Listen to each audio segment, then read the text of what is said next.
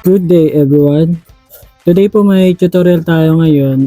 Magre-review tayo ng different crack versions ng DSLR boot. So, ang pinaka-topic natin is DSLR boot sharing review on 3 different crack versions. So, meron tayong tatlong versions ng crack ng DSLR boot. Meron tayong version 5, version 6, saka version 7. So, ito po yun. Ito yung sinasabi ko sa inyo yung tatlong version, no? Ayan. Yung 5, yung 6, saka 7. Bali, yung version 6, ito yung offline. And same goes sa version 5 natin. Offline lang din yan. Saka version 7, ito yung online naman. So, ito yung pinaka-latest, yung 7. So, i-review natin to kung ano ba yung mga gumagana. Paano kayo mag-share ng photo sa inyong mga kliyente during ng event, no? So, kasi marami nagsabi hindi na gumagana yung ibang version. So paano nila mag-share? Ngayon ite-testing natin sila isa-isa kung ano nga ba yung totoo, kung gumagana pa ba or hindi na, kung paano mo i-share yung photos ng kliyente mo during ng event o after ng event. So ito po, testingin na natin, simulan natin sa version 5. Version 5 muna tayo. So, make sure na wala tayong DSLR boot na naka-install. So, unang-una, open natin yung ating DSLR boot na version 5. So, yung version 5 natin, open natin. Ito yung zip natin. So, kapag ka mag-extra kayo ng zip, ang gagawin nyo lang, mag-install kayo ng WinRAR. So, pwede kayong pumunta ng Google. So, singit lang natin to. Bago kayo mag-extract, download kayo, make sure na meron kayo nito. Type nyo lang doon sa Google, WinRAR download. Tapos enter nyo lang. So ito na yung madadownload nyo. Click nyo lang to and automatic madadownload na po yan. No? Tapos, so balik tayo dun sa tutorial natin. Pag na-install nyo na yung WinRAR, ganito na itsura ng nyo, yung zip. So right click nyo lang yan kung gusto nyo mag-extract. Tapos, punta kayo din sa baba, WinRAR, then extract here. Ayan. No? Tapos, ang password natin is 1, 2, 3 lang. Ayan. Kung napansin nyo pala, yung version natin, 5, 6, 7, hiniwalay ko ng folder. So, ganyan ang gagawin nyo kapag marami kayong version na hawak para hindi kayo malito pag nag-extract kayo. So, sa version 5, same process lang naman to, halos pare-parehas lang. Install muna natin tong version 5 natin, no? Punta tayo dito sa na-extract natin. So, puntahan nyo yung readme para malaman nyo kung ano yung instruction, no? Sabi daw, install natin yung software, copy and replace yung patch file na directory natin, no? So, pansinin nyo, meron mga changes na ginawa yan dahil crack version siya. Yung registered email, file is restricted or removed na. License is added as professional edition. Ayan na. No need to enter any email or any other gesture. Online check disable, no? So, ayan. So, installan natin yung crack version natin. Right click natin or double click lang. Tapos, run administrator lang. Yes lang natin. Tapos, antayin nyo lang ma-install. So, kung napapansin nyo, mabilis lang siya ma-install. Next lang tayo dito. Agree. Next nyo lang. So, yun yung version natin, 5.3. Version 5 natin yan. Next lang. Tapos, install lang. Tapos, antayin lang po natin ma-install na. So, kapag kung nangangailangan kayo ng mga software, soft copies ng photo boot templates, software ng DSLR boot, Adobe Photoshop, mag-DM lang po kayo sa pages natin sa TikTok, Boss TV Tutorial, sa Facebook, Boss TV Tutorial po. Tapos may YouTube channel tayo, doon ko pinopost yung mga full video na tutorial. Puntahan nyo lang po sa YouTube, Pisonet Boss TV. Pisonet Boss TV para mapanood nyo yung mga tutorials natin doon na. Tapos DM nyo lang po ako pag may kailangan kayo. So, pagtapos na installation complete, finish nyo lang, huwag nyo muna i-run yung application. Tapos, ang sunod na gagawin nyo, nakita nyo tong crack na file, open nyo lang yan. Tapos, Punta tayo dito sa search, open tayo ng isa pang file manager o file explorer. Open kayo nito. Ayan. Sige, kahit wag na pala, close na natin to. So, ulitin ko lang. Pagtapos nyo install, punta kayo dito sa crack version, open nyo lang. Tapos, punta naman kayo sa desktop. Ito yung na-install natin DSLR boot. Ang gagawin nyo lang, right-click nyo lang. Tapos, open file location. Ayan. Tapos, kung napapansin nyo, ito na yung kung saan siya na-install. So, kopyahin lang natin itong nasa crack. Right-click, copy, tapos ipipaste lang natin dito sa may kung saan siya na-install. So, right-click naman dito, then paste naman. Tapos, i-replace nyo lang sa file destination. Tapos, continue lang po pag lumabas yan. Ayan. So, okay na yan. Ibig sabihin, close na natin to. Close na rin natin tong installer natin. Tapos, pwede natin is-testing. Ito yung version 5 natin. Open natin. So, ayan. Pag-open nyo ng version 5, ganito yung makikita nyo. May welcome to DSLR boot. Yan yung lagi nyo makikita pag in-open yung version 5. So, pwede nyo rin naman tanggalin yan. I-uncheck nyo lang to. Tapos, i-close lang natin, no?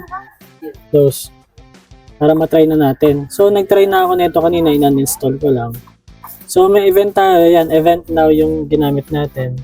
So, kung may DSLR boot na kayo dati, so, possible na lalabas yung mga event nyo dito, no? Ayan. So, try natin yan. Event na yan. Tapos, punta tayo sa ating setting. I-reset muna natin tong stats na to. So, dito sa stats, dito nyo makikita yung kunwari, sa email, kunwari, after nung session nila, dito nyo makikita kung nag-send ba yung email, kung nasa pending lang, kung nag-post sa Facebook, Twitter, or na-upload. Ayan. Tapos, dito nyo rin makikita sa taas yung sharing. Ito, yung sharing natin. Di ba, content natin is kailangan tayo ng DSLR boot sharing review. Okay? So, sa sharing setting tayo. So, ito yung tinatanong natin, yung i-check natin sa bawat version. Kung gumagana ba yung PhotoShare Cloud at saka yung QR code, no? Tapos, bukod doon, meron pa tayong isang option, yung email, no? Kung masisend ba sa email natin yung ating mga photo or photo ng kliyente natin during ng event. So, since naka-on na yung mga yan, so, testing natin kung open natin yung PhotoShare natin. So, ito yung PhotoShare Cloud natin, no? Naka-install, naka-register sa Boss TV Tutorial. Tapos, ito naman, naka-on naman yung QR code natin. So, testing natin, i-run tayo ng isang session, no? So, sige. So, testing tayo ng isang session lang. Ayan. Tapos yung shy type tayo. So, tapan dito lang natin yung mukha. Wala pang ligo-ligo.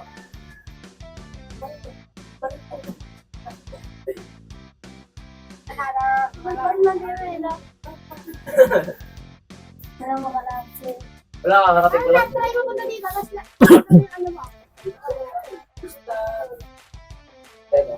So, last shot na tayo sa pang-apat.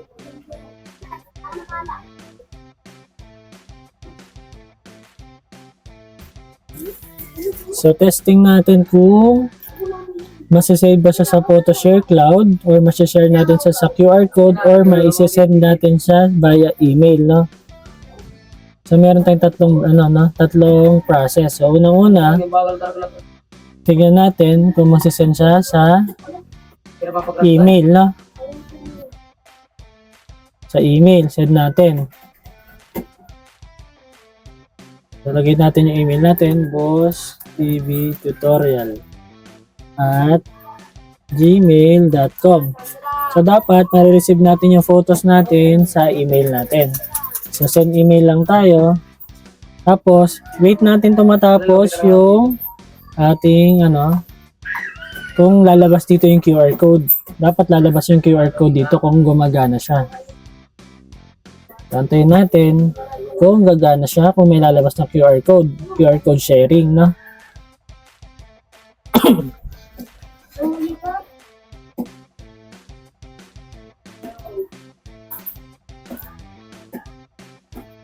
So, ayan, kung napansin nyo, natapos na yung ating countdown sa view. Wala namang lumabas na QR code. Ibig sabihin, hindi pa gumagana yung QR code dito sa version 5. Tapos, view natin yung ating email natin. No? Ito yung email natin, naka-open naman. So, pansinin nyo, ito yung PhotoShare Cloud natin. Wala rin pumasok na event or yung image or yung session ng photo natin. Wala rin. Ibig sabihin, hindi gumagana yung PhotoShare. Tapos, punta tayo sa sa email natin.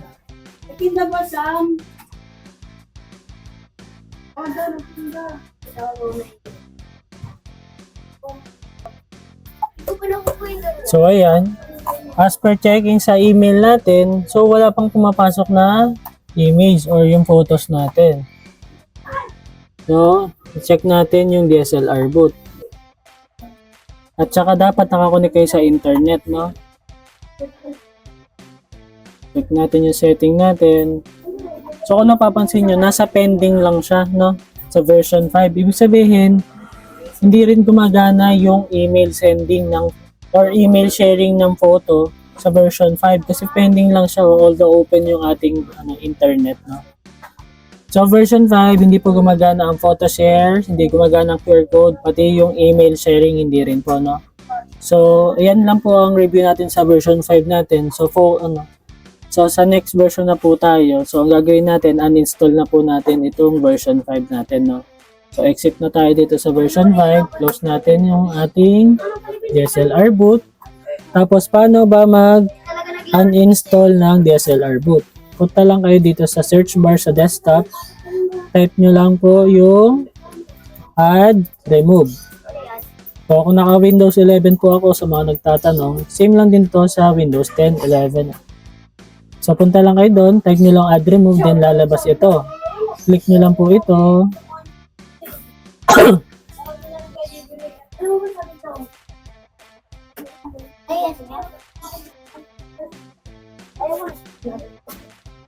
Tapos, hanapin nyo lang po yung DSLR boot. So, ito yung in-install natin. So, uninstall na natin to. Uninstall na natin to.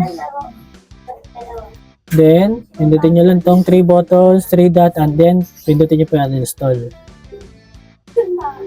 Tapos, yes nyo lang hanggang ma-uninstall siya. Ayan. Uninstalling na po.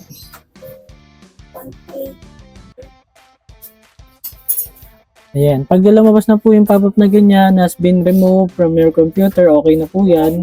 Burado na po yung ating DSLR boot. Tapos, close nyo lang po yan. So, anong kasunod natin na i-install? Tapos na tayo sa version 5. So, ang susunod natin is yung version 6 na po, no? So, punta tayo sa installer natin. So, ang kasunod natin, tapos na tayo sa version 5. Ang install naman natin na kasunod ay itong ating version 6, no? I-review natin itong version 6. So, ito, na-extract ko na yung version 6 natin. Ito na siya, yung DSLR. Ito na yung na-extract na po. Open lang. So, pag nag-install yung version 6, parehas lang po, no? Version. So, ito na yung version 6. So, ito na yung setup natin. Right-click nyo lang. Version 6. Run administrator nyo lang po, no? Or double-click. Tapos, press yes lang po. Then, antayin lang natin. So, napapansin nyo, DSLR boot version 6. Next lang po tayo dito. Then, agree po dito. Tapos, next lang. Install. So, antayin lang po natin ma-install. So, sa mga subscriber po natin dyan or nanonood, mag-subscribe po kayo sa channel natin para lagi po updated pagka may in-upload akong bagong videos or tutorial. Sa mga sa mga aspiring na photo booth owners, pwede po kayong mag-DM sa akin para makakuha kayo or makabili ng software ng DSLR boot. or at saka mga ibang soft copy ng Photobooth templates at saka Adobe Photoshop. No? So pag lumabas to, wag nyo po i-start yung application, finish lang po. Tapos, katulad ng ginawa natin sa version 5, open nyo lang tong crack version, yung crack na folder. Ito yung na-install natin na DSLR boot. So, dalawa pero paras lang yan. Delete ko na lang yung isa para hindi tayo malito. So, ito yung DSLR boot na icon. Right click lang. Tapos, open file location. So, pag lumabas po yan, i-copy lang natin tong crack na yung sa galing sa installer. Copy, tapos ipe-paste natin dito kung saan siya na-install. Right click, then paste lang po. Hindi ka ba talaga nag-atay? Tapos i-replace. Oh! Wala tricks yun ah. Tapos ikat ka na. Akin yun eh. Ayan. Tapos, pag na-install, na-copy nyo na, okay na po yan. Pwede nyo na i-close ng mga folder. Tapos, open na natin yung DSLR boot natin na version 6. So, ito po yung itsura ng ating version 6 naman po, no? Offline din po ito, no? So, pwede nyo siyang i-open yung application nang hindi nakabukas yung internet. So, since naka-open yung internet natin, okay lang po yan. So, every time na i-open nyo po yung version 6, may lumalabas po na ganito. DSLR boot software updater. So, ang pipiliin nyo lang po dyan is yung skip update o kaya naman remind me later. Wag nyo pang pipindutin yung install update, no? So, skip update lang tayo. Tapos ito na yung ito na po yung version 6 natin. So, ang gagawin natin, launch muna tayo ng event. Tapos, launch na natin yung event. Ayan. Tapos, punta tayo sa setting. Kung napapansin nyo, halos parehas na na itsura ng version 5, no? Papunta tayong setting.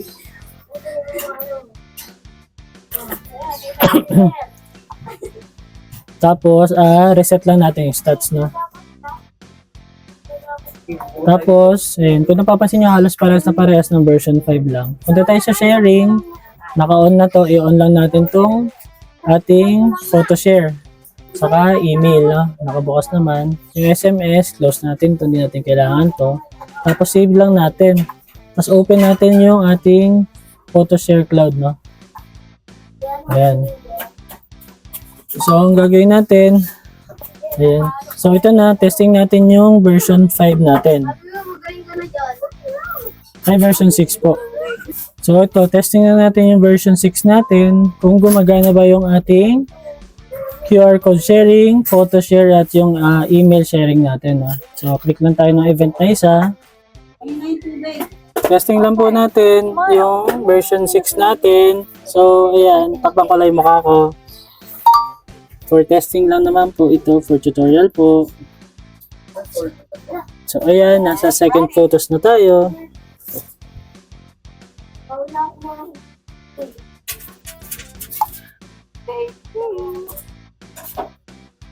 So, ayan, third photos.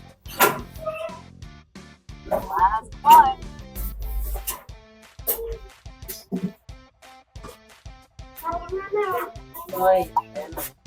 Record tayo. So, ayan. Tapos na yung session natin. Tignan natin kung may lalabas na QR code. So, unang gawin natin, send muna tayo ng email, no? Sa ating Boss TV tayo. Boss TV tutorial. Ayan po. Tapos testing na po natin mag-send natin sa ating email, no? Ng ating photos. So, lagay lang natin yung email dito, bosstvtutorial@gmail.com bosstvtutorial@gmail.com. Then, send email natin, no? So, titignan natin kung marireceive natin sa email natin yung photos natin. Patandaan yung itsura ng photos natin, ganyan. Tapos, wait natin maubos tong countdown. Tapos, dapat lalabas yung QR code dito kung gumagana yung QR code, no? So, wait natin kung lalabas ba yung QR code dito. So, pag hindi lumabas yung QR code, ibig sabihin hindi gumagana yung QR code ng version 6. So, ayan. Kung napansin nyo, naubos lang yung countdown, hindi lumabas yung QR code. Ibig sabihin, hindi pa rin gumagana yung QR code ng version 6. Tignan natin kung nag-upload ba sa PhotoShare Cloud natin. So, refresh lang natin. Pansinin nyo, wala pong event o walang photo sa ating PhotoShare Cloud. Ibig sabihin, hindi rin gumagana ang PhotoShare Cloud sa ating version 6. So, check naman natin yung email natin kung na-receive natin yung photo sa email. Yan. So, refresh lang natin.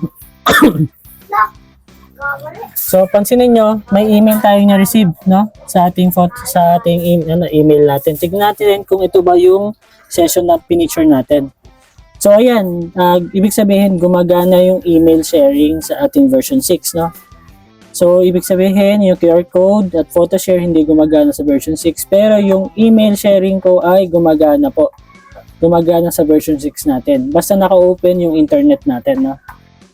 So, anong gagawin natin? Close muna natin itong DSLR boot. And then, punta tayo, i-remove natin yung software ng DSLR boot natin. Para ma-remove, punta kayo sa desktop, punta kayo sa search, type nyo lang add, remove. Tapos, open lang natin.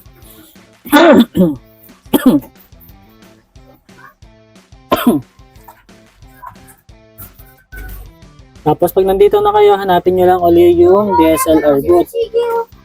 DSLR boot version 6, click nyo lang itong 3 dots, then uninstall nyo po. Ito kasi ano eh. Tapos, click yes lang po hanggang ma-uninstall po natin.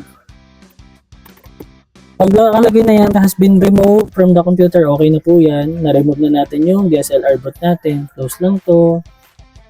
Tapos delete natin to, yung yung email natin, no. Dahil sa bagong bagong version naman. Delete natin to.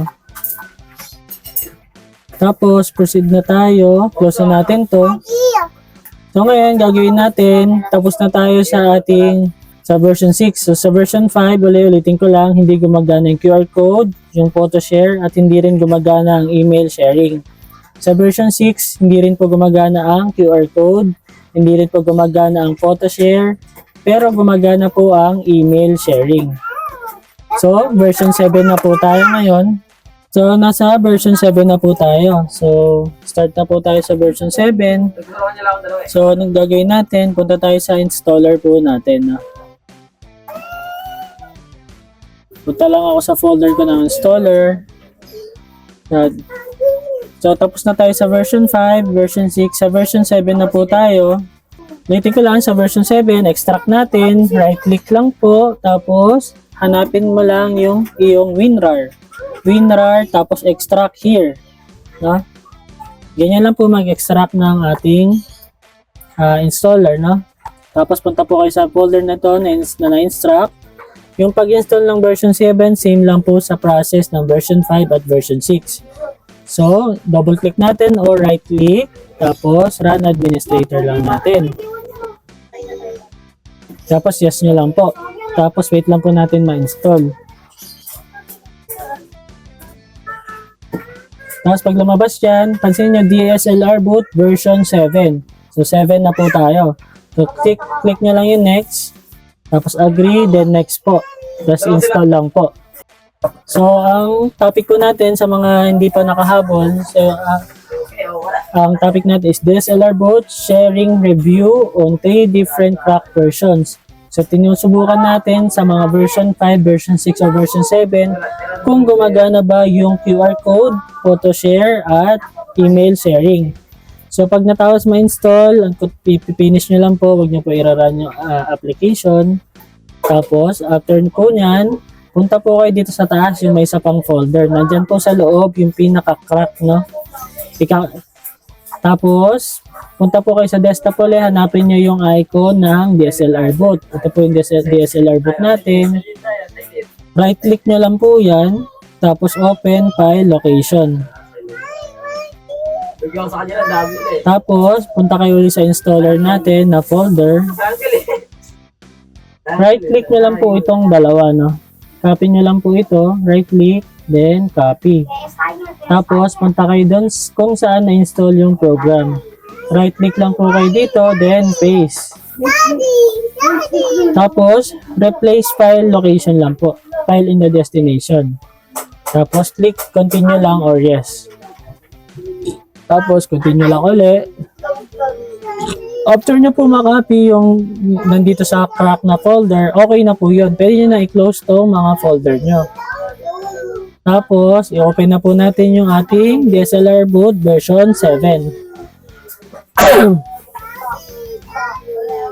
Ito na yung DSLR boot version 7 natin. So, ulitin ko lang sa mga aspiring photo boot owners na kailangan nyo ng softwares ng DSLR boot, pwede po kayo mag-DM sa akin. Sa TikTok at Facebook po is Boss TV Tutorial. Yung YouTube po natin na channel is Pisonet Boss TV. Doon nyo po mapapanood yung mga full video na tutorial. So, ayan. Waiting tayo ma-open yung DSLR boot version 7 natin. So, ito po yung interface ng DSLR boot version 7. So, bago nyo, ito yung laging lalabas sa inyo kapag nag-open kayo ng version 7. So, ito rin, lalabas din tong nakalagay na pop-up DSLR boot software updater. So, ang pipiliin nyo lang dito, skip update or remind me later. No? So, ayan, remind me later lang tayo. Tapos, run tayo ng isang event, no? So, gawa tayo ng event. So, ito na lang. So, create tayo ng new event, no? New event na lang. Sample. Sample today. Pwede mo lang kasi ito eh. 02, 09, 26. Tapos launch lang natin yung event. After na ma-launch, ganyan yung itsura niya. Yung pinaka-itsura no, version 7. So punta muna tayo sa setting. Tignan muna natin yung setting niya. So punta kayo sa sharing setting. Pagpunta nyo sa sharing setting, check natin kung naka-open, kung naka-on yung PhotoShare Cloud natin. So, ayan. Laging, dapat to naka-on lang, no? Tapos, yung email, dapat naka-open din. Tapos, i-close natin tong SMS na, hindi natin kailangan yan. So, PhotoShare Cloud at saka yung email natin. So, click nyo lang tong PhotoShare na tong link na to para ma-open natin yung PhotoShare Cloud natin, no? So, sa atin naman, naka-open naman, Boss TV Tutorial, nandito sa gilid, kung mapapansin nyo. Tapos, ibig sabihin niyan, dapat gumana na yung QR code nito pagka tinesting natin, no? Saka itong email. So, run na natin yung program natin para malaman natin kung gumagana ba yung QR code, PhotoShare, at yung email sharing, no? So, launch lang natin yung event, then photos na tayo. Tagal po ko. Then, ito yung pang-start. Ito pangalan niya ito siya, di ba? Second photos. Okay, smile.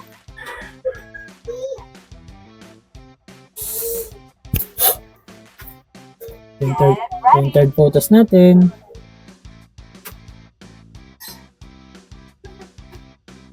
At ito naman yung pang-apat na photos natin. So, ayan. So, check natin kung gumagana ba yung sharing natin, no? Printing is enabled kasi wala nakakonect na printer sa atin, no? Kaya lumabas yung pop-up na yan. So, ang gagawin natin, email muna tayo. Send tayo ng email natin. So, lagay natin email, bosstvtutorial@gmail.com. Pansinin nyo, hindi nakikita. So, pwede natin tanggalin to dun sa setting, no? Mamaya, ipakita ko sa inyo. So, send email na tayo. So, isa pa, send natin ulit. Baka mali na ilagay kong email. bosstvtutorial@gmail.com. Yan, send email. Yan. So, dapat magsisend siya sa email natin, marireceive natin siya. Tandaan niyo yung picture natin na yan dapat yung marireceive natin sa email. Tapos, antayin natin maubos tong countdown, dapat lalabas yung QR code dito sa may side na to, sa baba ng email. So, pag hindi lumabas yung QR code, ibig sabihin, hindi gumagana ang QR code at PhotoShare sa ating version 7. So, wait natin. So, pansinin nyo, naubos na yung oras, yung countdown niya. hindi lumabas yung QR code. Ibig sabihin, hindi gumagana yung QR code natin sa version 7. So, check natin kung may na-receive naman tayo sa email natin. So, punta tayo sa email. So, refresh lang natin. So, ayan, may na-receive tayong email, no, sa ating email. Check natin kung ito ba yung picture natin, no. So, ayan. So, yan po. Ibig sabihin, gumagana yung email sharing sa version 7. So, check natin kung pumasok ba yung photos Siya, guys. sa ating PhotoShare Cloud. So, refresh na natin PhotoShare Cloud natin. Wala pong pumasok na photos. Ibig sabihin, hindi pa rin gumagana yung PhotoShare Cloud sa version 7. Pati yung QR code po ay hindi gumagana sa version 7. Ang gumagana lang po sa version 7 ay yung email sharing, no? Email sharing. Ito po na-receive natin sa ating sa email. So, yan po, no? Yan po yung review natin sa DSLR boot na version na meron tayo. Sa version 5, ulitin ko lang, hindi gumagana ang QR code, hindi rin gumagana ang PhotoShare, hindi rin po gumagana ang email sharing. Sa version 6 po at version 7, sa version 6 at version 7, hindi rin po gumagana ang QR code, hindi rin po gumagana ang PhotoShare Cloud, pero gumagana po ang email sharing. Email sharing, no? So, basta po naka-open po yung inyong internet, no? So, ayan po. Tapos na po yung ating tutorial sa ating DSLR boot ngayon. Sa mga subscriber natin, pa-like and subscribe na lang po para updated kayo sa mga videos na i-upload natin. And thank you po sa mga patuloy na sumusubaybay sa ating mga tutorials.